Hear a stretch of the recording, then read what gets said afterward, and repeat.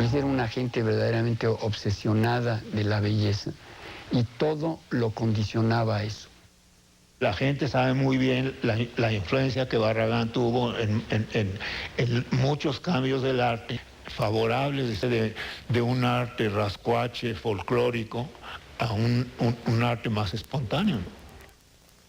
Era realmente una gente para la cual la belleza y todos sus eran imprescindibles en la vida, lo son para la vida de todos, pero en su caso esto era llevado a un extremo que produjo esa obra fantástica. Luis Barragán Morfín nació en la ciudad de Guadalajara en 1902, hijo de una familia de terratenientes sur de Jalisco. La familia Barragán y las familias Morfín, Valencia, no me acuerdo cuál es la otra, otras 5 familias de mucho tiempo provienen de Cotija, es el núcleo de Ipatí. Y de ahí se regaron unas partes hacia la costa, otras por la misma sierra de Michoacán, Cotija, ¿cómo se llama? Mazamitla, etcétera, el lado de mi abuelo. Él estudió leyes, era abogado, pero su gusto se fue al campo. Entonces él tenía un rancho, compró un rancho en la sierra de Mazamitla, que se llamaba Corrales de Toluquilla.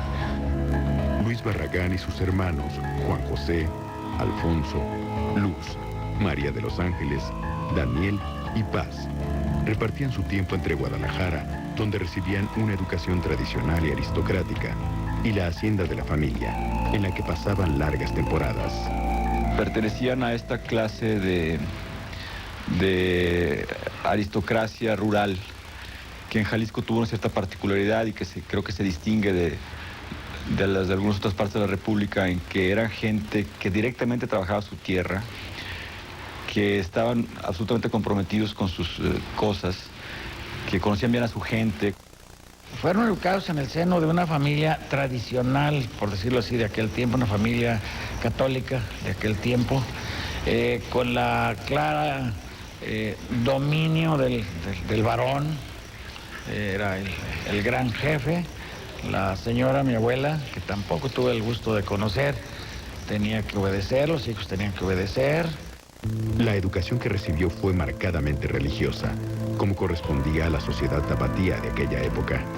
Barragán camina de una educación familiar, de una moral cerrada a una moral abierta, que le llevó toda su vida y que lo hizo sufrir enormemente. Tenía un padre, siglo XIX, tremendo, ¿no? Duro, codo, ¿no?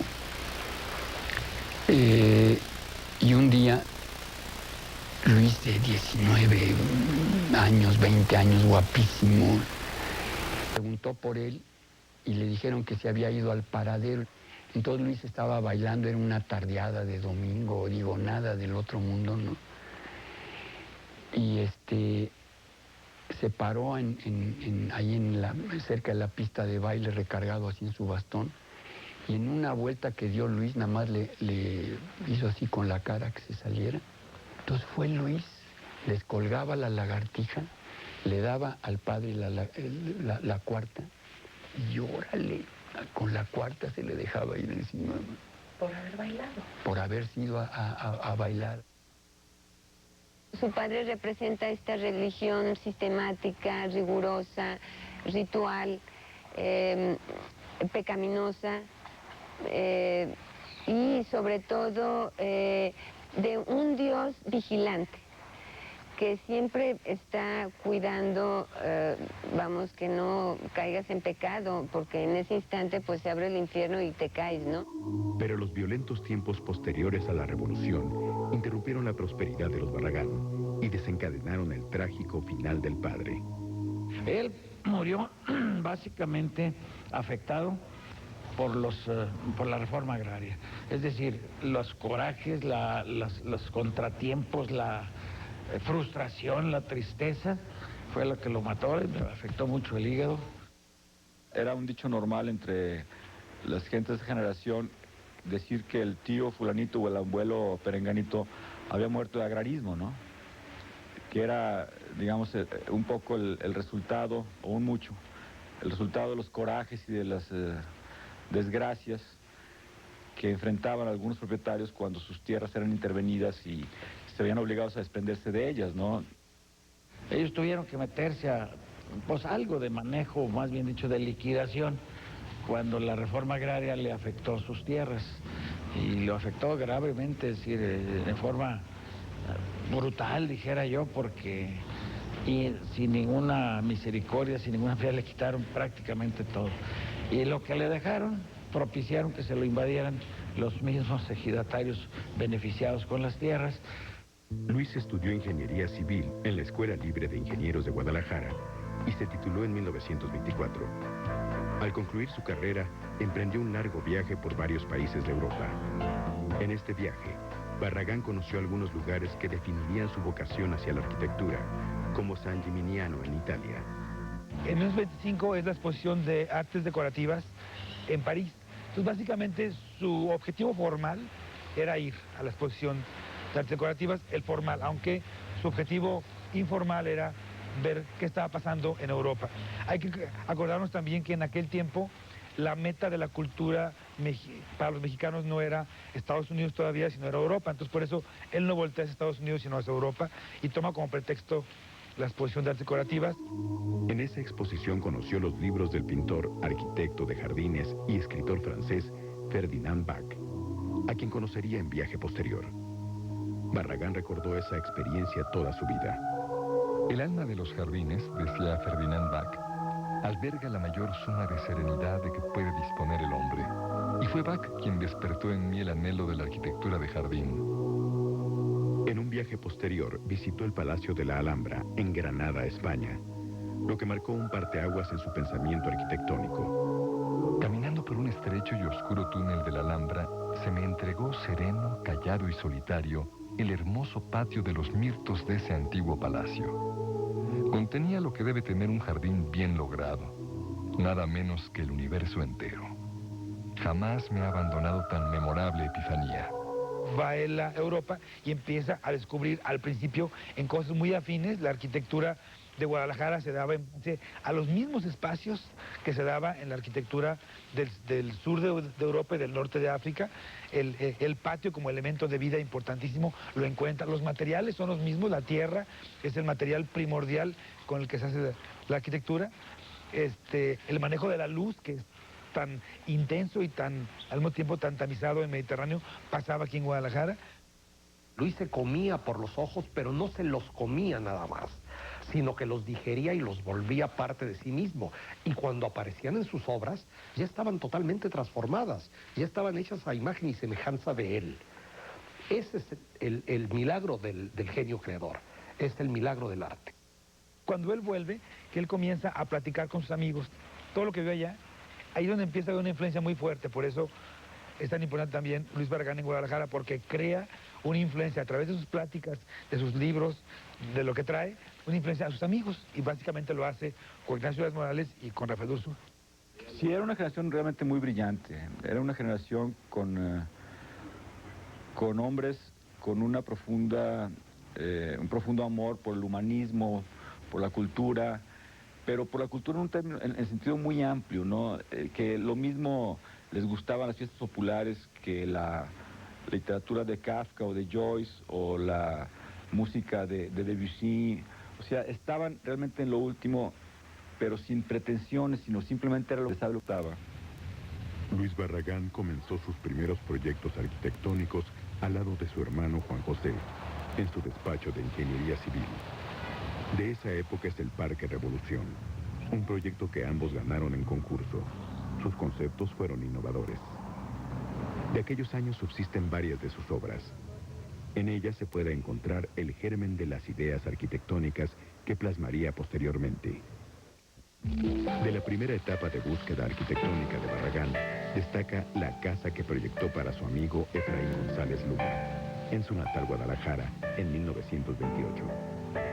Al decir del arquitecto Juan Palomar, se trata de una temprana obra maestra. Para esta casa, como lo hizo en otras posteriores, incluso diseña y selecciona los muebles y las lámparas.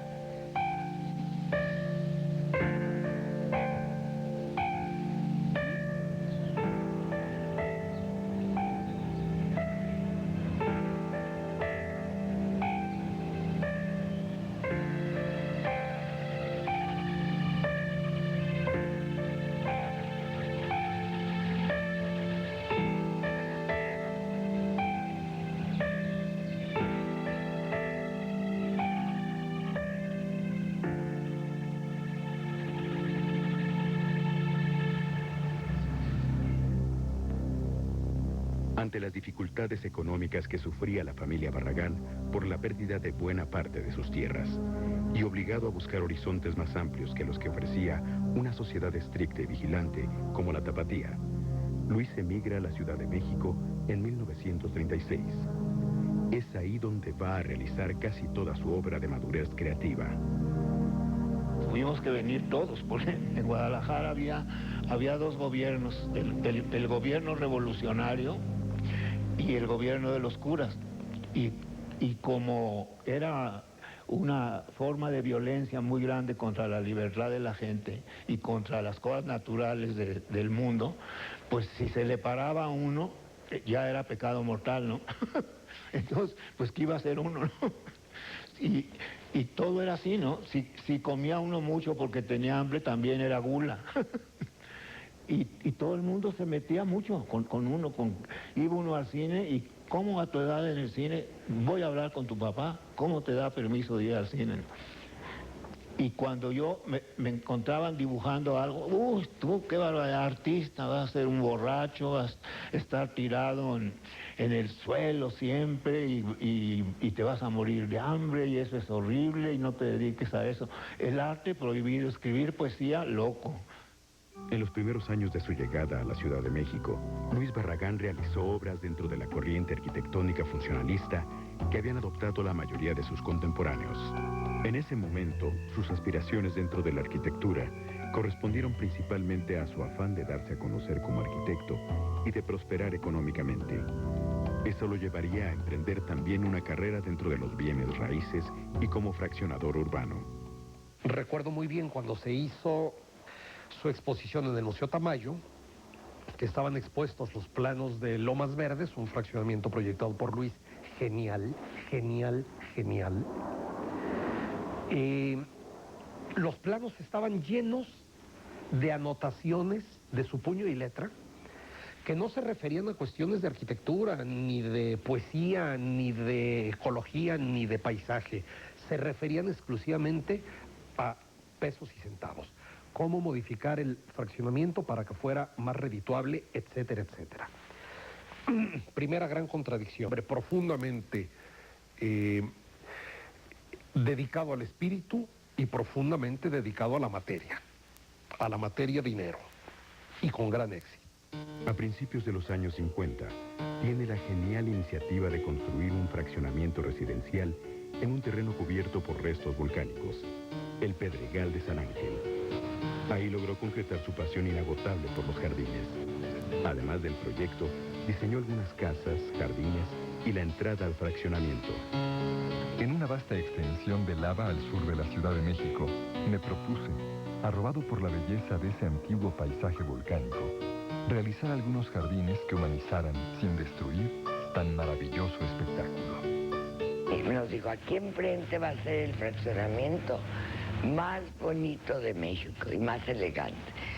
Bueno, nosotros estábamos chiquillos, pero mi papá se carcajeó y dice, tu tío Luis está verdaderamente loco, ¿dónde va a ser en ese pedregal que era pura lava el fraccionamiento? Y así fue. Le hablé con un agente de bien raíz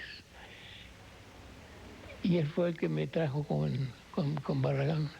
Entonces fui a la casa de Barragán y vimos ahí el proyecto del Pedregal. Bueno, primeramente su casa es una casa muy bonita, así que me fascinó su casa, su estilo. Llevamos 50 años aquí y además nosotros tenemos decidido salir de aquí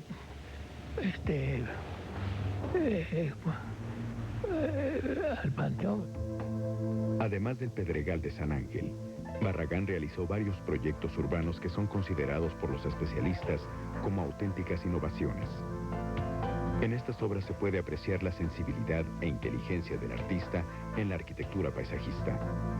El fraccionamiento Lomas Verdes que realizó con Juan Sordo Madaleno, las Arboledas y la Cuadra San Cristóbal en los clubes, en colaboración con Andrés Casillas, Jardines del Bosque en Guadalajara y una de sus obras más conocidas, las Torres de Satélite en estrecha colaboración con Matías Geritz. Luis no agarraba más que una obra a la vez, ¿no? Y cuando la agarraba,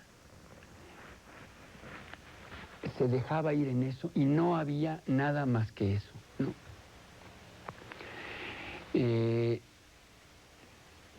No pensaba más que en eso. Si veía libros era nada más en busca de algo que pudiera servirle para resolver aquel problema, ¿no? Se obsesionaba con aquello de una manera impresionante, ¿no? Yo veo arquitectos que llevan 8 o 10 obras a la vez y me azoro de ver cómo las hacen y cómo agarraba Luis una obra, ¿no? Barragán construyó en Tacubaya en los años 40 la casa estudio donde vivió durante 40 años. Se le considera una obra maestra de la arquitectura mundial. Actualmente es el Museo Casa Luis Barragán abierto al público. Esta casa marcó el inicio de la etapa más poética de su obra y la plenitud de su madurez creativa. Mi casa es mi refugio, un trozo de arquitectura emocional, no un frío pedazo de conveniencia. Yo creo en la arquitectura emocional. Es muy importante para la humanidad que la arquitectura conmueva por su belleza. Si hay muchas soluciones técnicas igualmente válidas para un problema, la que ofrece al usuario un mensaje de belleza y emoción, esa es arquitectura.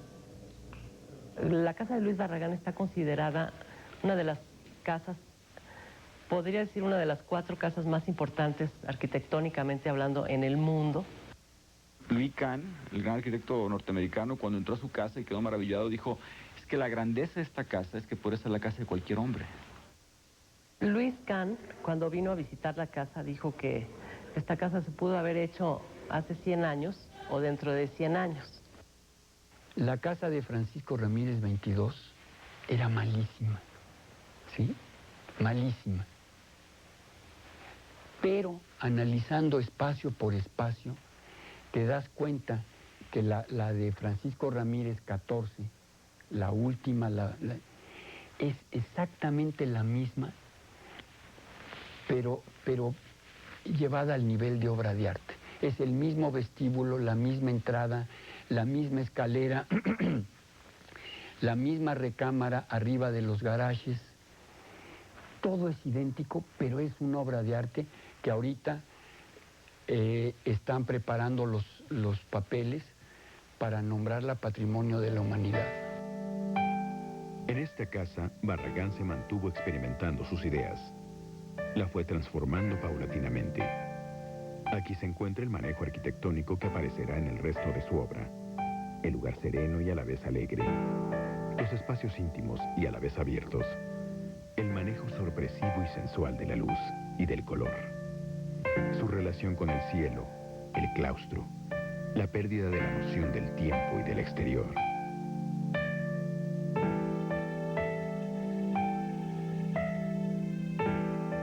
Se ha dicho que en la casa de Barragán hay un particular matiz religioso que proviene de su gusto por la arquitectura de los monasterios franciscanos. Los monasterios de San Francisco eran para él, bueno, una cosa maravillosa, ¿no? Le parecía que realmente esa era su religión, ¿no? Era una religión muy estética, ¿no? Que tenía que ver mucho con la estética. Es una búsqueda que se intensifica en 1940, 1945, años de gestación de su proyecto. Hay una gran coincidencia entre los textos que subraya de San Francisco de Asís sobre la desnudez, sobre tener poco y necesitar poco, sobre la pureza, sobre el blanco, por ejemplo, sobre la pureza de corazón en fin, que luego con mucho cuidado podemos reconstruirlo en términos espaciales. Y es verdad que nadie como San Francisco de Asís está tan presente en la obra de Barragán. Para Luis Barragán, el cultivo de la amistad tuvo una importancia muy especial, y no solo en lo afectivo, también permitió que sus amigos lo influyeran intelectualmente, lo que aumentaría la profundidad de su percepción de la vida y de la arquitectura. Luis necesitaba siempre una gente con quien rebotar ideas. Él, ¿no? Muchas veces me pedía, a ver, maestro, hazme las posibilidades de esta fachada. Entonces le hacía 10. No, maestro, más. Dije, oye, Luis, ya no se me ocurren más que puras cosas feas, ya. Esas mismas cosas, eso quiero que las dibujes. Entonces, a fuerza, como le hacía otras 10 más, ¿no? Y se las pegaba en un muro. Déjamelas ahí para estarlas viendo. Se las dejaba ahí en su sala y mientras telefoneaba él o estaba volteando a verlas, ¿no? Y era de esas 20 posibilidades, de pronto con un rebote raro, descubría una última o 2 últimas más que no tenían nada que ver con eso, pero que se basaban en todas aquellas y resultaba una cosa maravillosa, ¿no?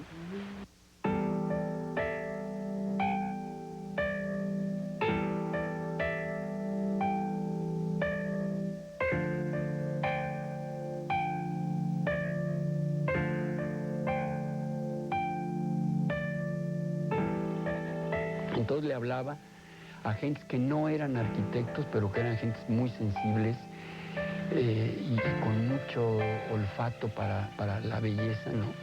Y les preguntaba, les enseñaba el proyecto y les pedía su opinión. Uno de ellos era Edmundo Gorman. Barragán también cultiva amistades tan importantes como con Edmundo Gorman. Entonces, tiene una visión también de la historia de México, una visión muy particular de la historia de México, una visión informada, una visión sólida, una visión nueva de la historia de México. Edmundo era uno de sus grandes amigos, solitario también como él, cultísimo, una gente muy brillante. De sus íntimos amigos, la relación con Matías Geritz y con Chucho Reyes Ferreira tuvo una importancia trascendental. Ambos influyeron en sus obras y participaron directamente en varias de ellas. Chucho Reyes aportaba su visión del color, Matías aportaba su visión culterana. Muchas de las influencias que se ven en la obra de Luis llegaron a través de Matías. El más amigo era Reyes Ferreira. Era un hombre mayor que tenía como estaba como lleno de ideas maravillosas, ¿no? De cómo transformar un papel de China en una obra de arte, de cómo hacer con unas piedras que encontraba en la calle, las acomodaba y hacía un altar. Pero Barragán también cultivó la amistad de otros artistas e intelectuales de la época. Con Miguel Covarrubias, por ejemplo, otro de los grandes personajes mexicanos del siglo XX, ¿no? Con el propio Octavio Paz, con Rufino Tamayo, con cineastas como Gabriel Figueroa. Es decir, era una visión muy rica en términos de las diversas influencias, sino el encerrarse en una visión de que él era un arquitecto unidimensional, ¿no? Para nada. Aunque nunca se casó, las mujeres fueron esenciales en la vida de Luis Barragán. Era un amante de las mujeres, a las que jamás entregó totalmente porque pensaba que al entregarse una parte de él se iría en esa entrega, ¿no? Pero amó a muchísimas. Luis Barragán nunca se casó. Tuvo como 100 novias, las divorciaba. y luego no se casaba con ella. Las divorciaba, además divorció a una hasta por la iglesia. Fue a Roma para casarse con ella, pero antes de llegar me habló para decirme, dile a la Huiza, se llamaba, que ya lo pensé bien y que hice muy mal de no decírselo, pero la quiero como una hermana, pero no me voy a casar con él. Le digo, ¿yo por qué se lo voy a decir? No, porque tú eres su amigo y la quieres mucho. Le digo, sí, pero tú la quieres más y así es que díselo tú, ¿no? Y luego venía una americana que desde joven que se enamoró de él, pero pues hay una anécdota que entonces él la mandó a Europa a que se paseara con todos los lujos. Y luego un día le habló por teléfono, Adriana se llama, y le dijo, Luis, ya me mandé a hacer mi vestido de novia. Y arrancó él volado a Europa, le pidió su pasaporte, le enseñó el suyo y le dijo, mira, Adriana, la diferencia de edades, me vas a ir nomás a sobar las reumas y a cuidarme en mi vejez. Dice, entonces no me puedo casar contigo. Ella era muy joven. Una vez le preguntaba, le dije, oye, maestro, pero ¿cómo, siendo tú tan católico y tan observante te comportas de una manera totalmente en contra a eso, ¿no? A fulanita le hiciste esto y esto, a la otra la abandonaste y quién sabe qué, a aquella... Entonces le conté una bola de anécdotas que yo sabía de mujeres que me dijo, no, maestro. Yo pertenezco a la iglesia en calidad de pecador. Cuando yo iba a su casa y un día vi que el Cristo que tenía en su recámara, porque me enseñó no sé qué tela que había comprado, tapado, le dije, entonces ayer hiciste el amor, ¿verdad? Y dijo, ay, ¿cómo sabes? Le digo, porque te conozco. Seguro que haces el amor y tapas el Cristo, ¿no? Porque es que el Cristo te va a ver, ¿no? Otra de las grandes pasiones de Barragán fueron los libros. En las casas que construyó y en la suya propia, la biblioteca es un lugar de privilegio. Luis Barragán aprende gran parte del mundo por sus libros. Y pensando en que Luis Barragán se recluye en su casa, sobre todo a partir del 47, pues realmente su contacto era el libro. También el libro como objeto estético. Inclusive él en su biblioteca tiene de algunas versiones de libros que le gustaban más, iguales, pero empastados diferentes, por ejemplo. Pues se veían bonitos, o sea, y las texturas le gustaban mucho, por ejemplo, de la piel, para los libros, del pergamino, del papel, el olor del papel le gustaba mucho. Entonces, es un sentimiento de placer tener los libros.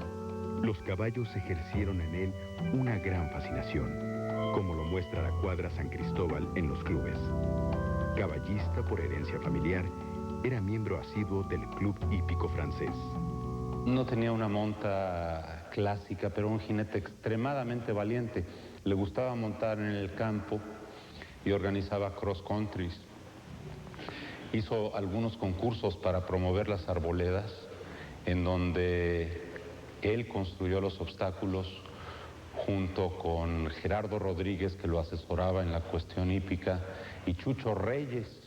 Entonces resultaron los concursos más bonitos que se puede uno imaginar, con obstáculos que eran casi obras de arquitectura, pintados por Chucho Reyes. Era una pasión y también en eso se reflejaba ese esteticismo a outrance que llevaba siempre en todas sus cosas de la vida. Primero, el caballo tenía que ser muy hermoso. Y después, si servía mucho o no servía mucho, posiblemente no era tan relevante. Él tenía una manera de vivir que se reflejaba en su arquitectura, o sea, su arquitectura era parte de su manera de vivir. En aquel entonces lo mexicano, en el sentido que lo entendía, no era muy aceptado, por lo menos en ciertos niveles. Y Luis lo sabía usar con mucha gracia y su minimalismo, que era además de una enorme elegancia, tuvo una influencia muy grande en casi todas las personas que yo creo que yo conozco que lo conocieron, ¿no? Simplificaron sus vidas, cambiaron su manera de comer, su sentido del humor.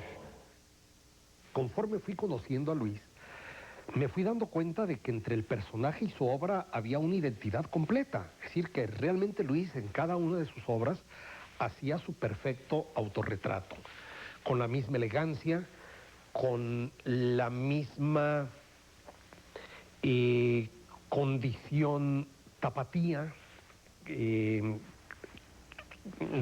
a la cual me referiré enseguida, y con las mismas contradicciones. Yo creo que Luis era un personaje fascinante por sus contradicciones, y que su obra lo es también, entre otras causas, por eso mismo.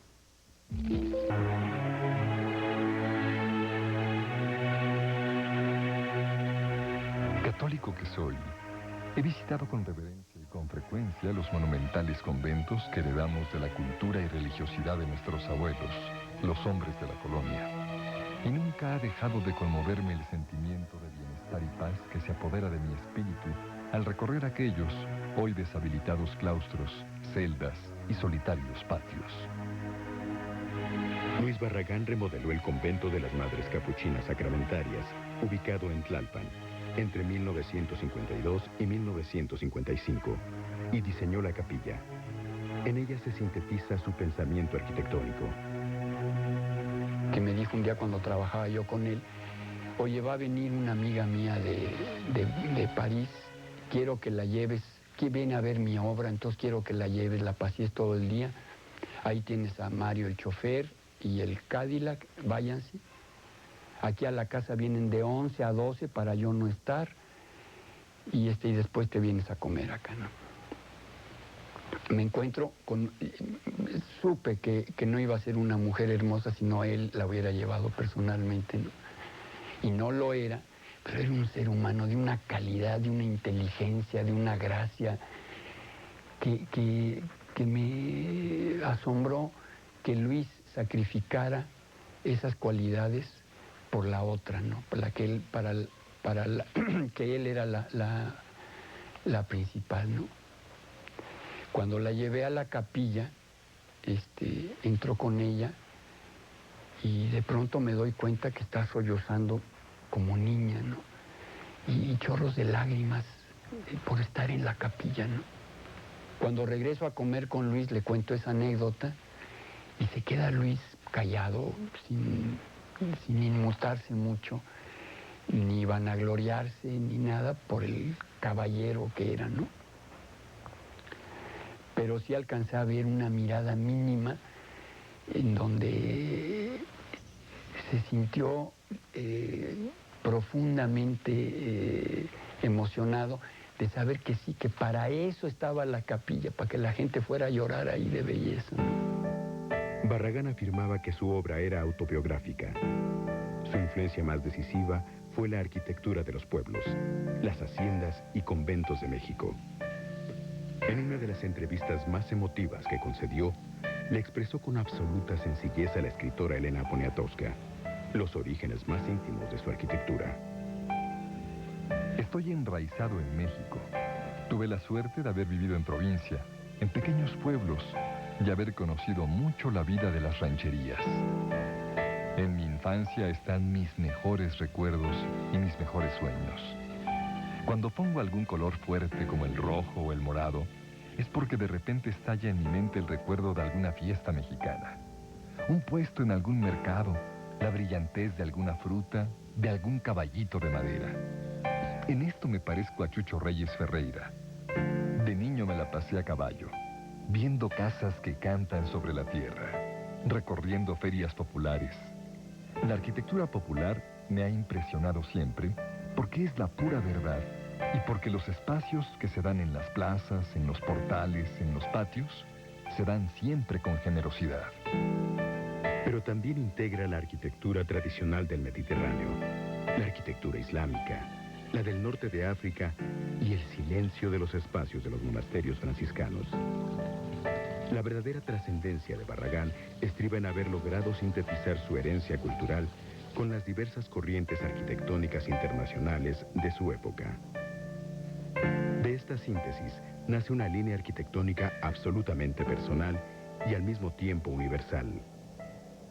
Ya se ha hablado mucho de las influencias de Luis, de Mazamitla, de las rancherías aquellas, pero nada se parece a aquello, ¿me entiendes? Es decir, él tomaba eso como punto de partida, como siempre. Tomaba eso como punto de partida y lo iba masticando, digiriendo, haciendo carne y sangre propia, y después el producto era una cosa totalmente nueva, que sí se basa en aquello. Tú puedes ver su obra en muchas de sus casas, y si te digo yo que sí tiene liga con las haciendas mexicanas, con los ranchos que él vivió en su infancia, pues me dices, pues sí. Alrededor de 1940, Barragán se separó de la corriente arquitectónica que seguían la mayoría de sus contemporáneos, quienes veían con admiración el movimiento internacional o racional funcionalista. Para él, la arquitectura es una creación artística, no el resultado de la técnica bien aplicada, como pretendió con rigor el funcionalismo. Rompe con el funcionalismo en el sentido de pensar que la arquitectura no nada más es una máquina para vivir, como decía Le Corbusier, ¿no? Rompe en el sentido de decir, no, la arquitectura es un arte, la arquitectura nos da valores espirituales, la arquitectura tiene otro lenguaje que va mucho más allá de lo físico. Barragán optaría por una arquitectura de los sentidos, de las emociones, de lo sensual, por una arquitectura acorde, nacida del entorno geográfico, las costumbres y los hábitos de los hombres, a decir del arquitecto Felipe Leal. Tiene una frase en Luis Barragán que es importante, ¿no? A partir de que una cuestión funcione, de que un proyecto funcione, ahí empieza la arquitectura, ¿no? Es decir, el viejo postulado de Walter Gropius, por ejemplo, de que la arquitectura seguía la función, decía form follows function, decía Walter Gropius a través del Bauhaus, ¿no? Que la forma sigue a la función. Luis Barragán decía, una vez que está ya resuelto o que se está resolviendo el problema funcional, a partir de ahí inicia la emoción que nos puede dar la arquitectura, ¿no? Yo pienso que fueron muy pocos los arquitectos que verdaderamente valoraron a Luis en su primer momento. Se dice que cuando Philip Johnson dijo en una conferencia que dio cuando la inauguración de la ciudad universitaria, dijo que el arquitecto mexicano que más le interesaba era Barragán, prácticamente nadie del auditorio tenía idea de quién demonios era semejante Barragán. No olvides que cuando se publicó el número monográfico de la revista Arquitectura México dedicado a la ciudad universitaria, y viene la larguísima lista de arquitectos que contribuyeron en esa obra magnífica, Luis Barragán aparece en uno de los últimos lugares como ingeniero a cargo de la jardinería. Yo pienso que hay una mala leche obvia en esta forma de incluirlo. Yo creo que el grado de participación de Barragán en la ciudad universitaria está por investigarse. Yo creo que fue muchísimo más del que generalmente se considera, pero desde luego estaba muy lejos de ser un ingeniero a cargo de la jardinería. Yo creo que la mano de Barragán se ve clarititito en los patios abiertos de la ciudad universitaria, en algunos de ellos por lo menos. Se ha dicho tanto alrededor de Barragán, se ha hablado tanto, se ha elaborado tanto, y sin embargo hay como una nube de adjetivos y de pretensiones que muchas veces impiden ver lo que hay de fondo, ¿no? Y lo que hay de fondo es simplemente ir a sus obras, vivirlas, entenderlas y dejar que ellas hablen y lo demás es palabrería muchas veces, ¿no? Entonces, lo principal es, respecto a Barragán, rescatar su legado, y su legado principal son las cosas que construyó. Allí están, o sea, cada vez que una de las casas, por más que sean de la etapa temprana, mediana o tardía, se altera o se modifica, es como si alguien llegara al museo y tasajeara un Orozco o un Tamayo o lo que sea, ¿no? Y en cuanto a que la arquitectura sea silenciosa, por Dios, yo creo que pocas estridencias arquitectónicas, pocos gritos de afirmación vital hay tan fuertes como esta obra prodigiosa. Es decir, hay allí un erotismo implícito, una alegría de vivir, una alegría por el goce de la vida, de la naturaleza, pues de la existencia y sus placeres, llevada al extremo. Creo que ver solo una de las caras de esta dicotomía, que es lo que hace la genialidad de la obra, es mutilarla y empobrecerla. De hecho, pienso que el personaje real, Barragán, es muchísimo más fascinante que estos clichés mutilantes. Creo que su gran legado es su arquitectura y algo que nos enseña a través de su arquitectura, que es que no se puede nadie formar sin transformarse interiormente. En 1976 se presenta la primera exposición de su obra en el Museo de Arte Moderno de Nueva York. Y en el mismo año recibe el Premio Nacional de las Artes que otorga el gobierno mexicano. Y 4 años después, el máximo reconocimiento, el Premio Pritzker, al que se le dio poca importancia en México. Escribió él, ayudado o pulido por Edmundo Gorman, su íntimo amigo, la respuesta al premio es la teoría de la arquitectura del siglo XXI y de aquí en adelante, ¿no? Son puras, en vez de hablar largamente y todo eso, dio unos conceptos cortos de lo que a él le apasionaba, ¿no? De la mayoría de las publicaciones de arquitectura y de la prensa diaria han desaparecido las palabras belleza, poesía, embrujo, magia, sortilegio, encantamiento. Lo mismo ha ocurrido con las palabras serenidad, silencio, misterio, asombro, hechizo. Todas ellas muy queridas para mí. Por eso pienso que en mí se premia a quienes aman y persiguen estas hermosas palabras y la realidad que ellas reflejan. No pretendo haberlo logrado, pero ese ha sido el principal interés de mi vida. La figura de Luis Barragán es importante mundialmente. Se vio desde que le dieron el premio Pritzker, es el segundo premio Pritzker en el mundo. Después de la exposición en el Museo de Arte Moderno en Nueva York, se empezó a reconocer como uno de los arquitectos más importantes en el mundo. Yo creo que el legado que más ilustraría como mexicano, primero yo pensando en Luis Barragán, es esa capacidad que tuvo de dejarnos una visión de las cosas que trasciende lo cotidiano para hacerlo bello. O sea, la capacidad de Luis Barragán de hacer bello la vida diaria con los objetos diarios, los objetos que nos son comunes, que no nos son ajenos, que algunos ya están transformados, pero que son tomados de igual manera por nosotros.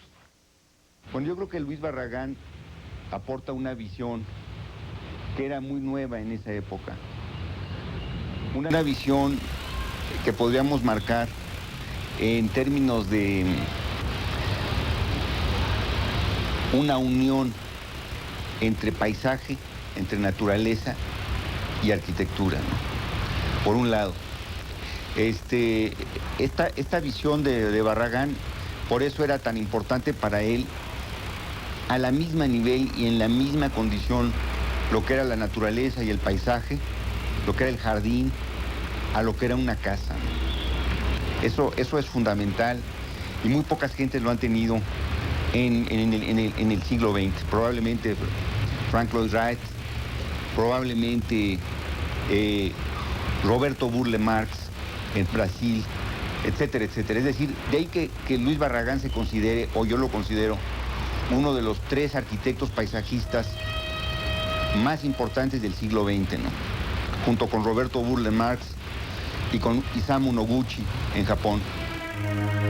El Museo Rufino Tamayo de la Ciudad de México presenta una gran exposición retrospectiva de su obra en 1985. Sus diseños aparecen en publicaciones internacionales de arquitectura y se editan libros sobre su obra. Todos los arquitectos del mundo lo empezaron a venir a visitar, vinieron a visitar la obra de Luis Barragán y se soltó una ola de publicaciones que no ha parado desde entonces. Salen libros y publicaciones sobre Barragán mensualmente en el mundo. Es increíble, por ejemplo, en Japón, la cantidad de libros y revistas que hay sobre Luis Barragán. Los mejores fotógrafos del mundo han venido a tomar la obra de Luis Barragán. Sus ideas influyen en arquitectos tan destacados como el japonés Tadao Ando y el inglés John Pawson. Y en México, su influencia ha sido decisiva entre prestigiados arquitectos. La arquitectura de Luis Barragán ha dejado huella en la mayoría de los arquitectos mexicanos y en muchos arquitectos extranjeros. Cuando vino el arquitecto Tadao Ando, famosísimo premio Pritzker japonés, en diciembre, y le preguntaron cuál había, para él, cuáles eran algunas de las obras más importantes de arquitectura en el mundo. Mencionó en primer lugar la Capilla de las Capuchinas Sacramentarias de Tlalpan. Y se ve en la obra de Tadao Ando esa influencia de Luis Barragán, aunque nunca lo conoció. El haber sido al mismo tiempo tan particular lo convierte en alguien tan universal, que ha hecho que gentes de todo el mundo encuentren en su obra grandes resonancias. El paralelismo con Juan Rulfo es muy impresionante en ese sentido, ¿no?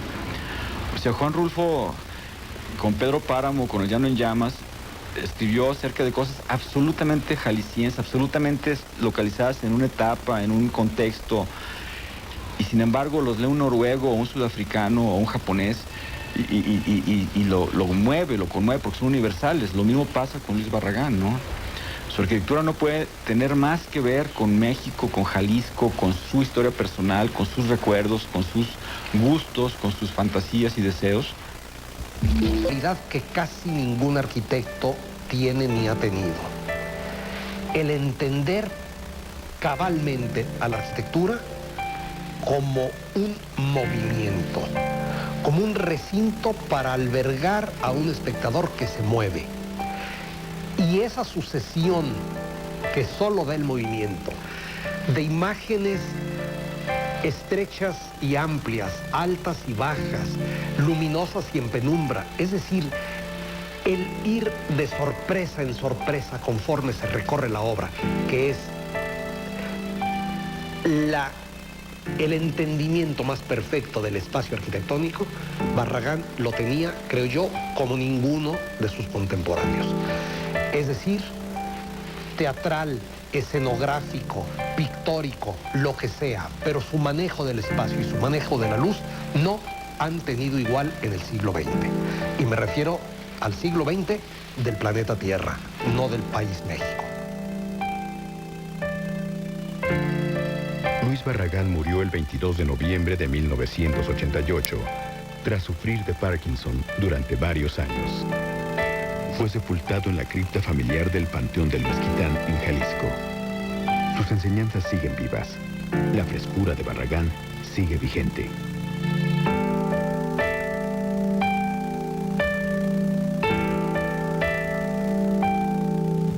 Toda arquitectura que no exprese serenidad no cumple con su misión espiritual. Por eso ha sido un error sustituir el abrigo de los muros por la intemperie de los ventanales.